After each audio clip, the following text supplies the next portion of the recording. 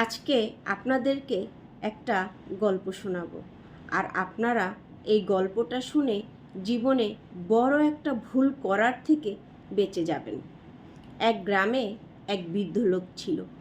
বৃদ্ধ লোকটির 4টি ছেলে ছিল। 4টি ছেলের মাঝে তেমন একটা বনিবনা হতো না।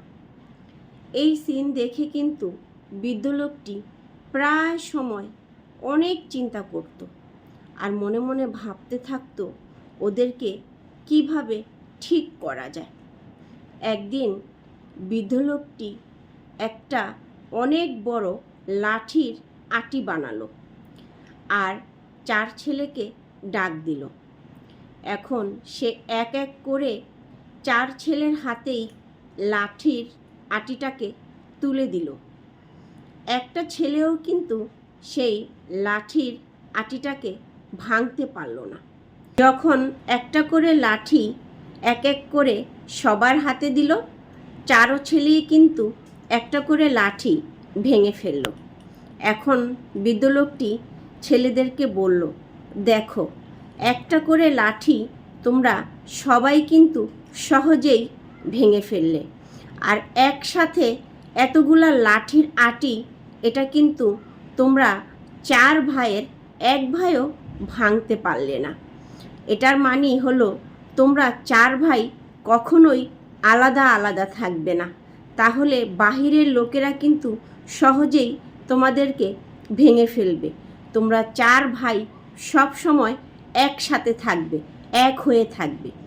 বৃদ্ধ লোকের এই কথাগুলো শুনে ছেলের 4টি মহা খুশি হয়ে গেল, আর ওরা 4 ভাই মনে মনে এই সিদ্ধান্ত নিল ওরা সারা জীবন একসাথে থাকবে।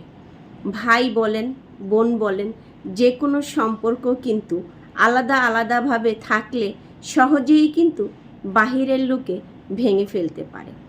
যে সমস্ত স্বামী স্ত্রীর সুখ দুঃখ চাওয়া পাওয়া মনের যত আকাঙ্ক্ষা আছে স্বামী স্ত্রীর মধ্যেই সীমাবদ্ধ থাকে, ওই সমস্ত স্বামী স্ত্রীর সম্পর্কগুলো কিন্তু স্বয়ং আল্লাহ ছাড়া কেউ ভাঙতে পারে না। একটু যদি মনের ভুলে আপনি আপনার স্বামীর ভুলগুলো দোষগুলো কারো কাছে বলতে যান, তখনই কিন্তু সেই তৃতীয় ব্যক্তি চাইবে আপনার ঘর সংসারটা ভেঙে দিতে। সে চাইবে সে একাই বড় থাকুক, সে একাই সুখে থাকুক, সে একাই সবার কাছে ভালো থাকুক। এই ভুলটা যদি কোনো পুরুষও করে তাহলে কিন্তু সহজেই আপনাদের ঘর সংসারটা যে কোনো মানুষ ভেঙে দিতে পারবে। স্বামী স্ত্রীর সমস্ত চাওয়া পাওয়া ভালোবাসা সুখ দুঃখ কষ্টের কথাগুলো নিজেদের মধ্যেই রাখবেন, তাহলেই দেখবেন স্বামী স্ত্রীর সম্পর্ক স্বয়ং আল্লাহ ছাড়া কেউ ভাঙতে পারবে না। ভিডিওটি যদি ভালো লাগে শেয়ার করে পাশে থাকবেন।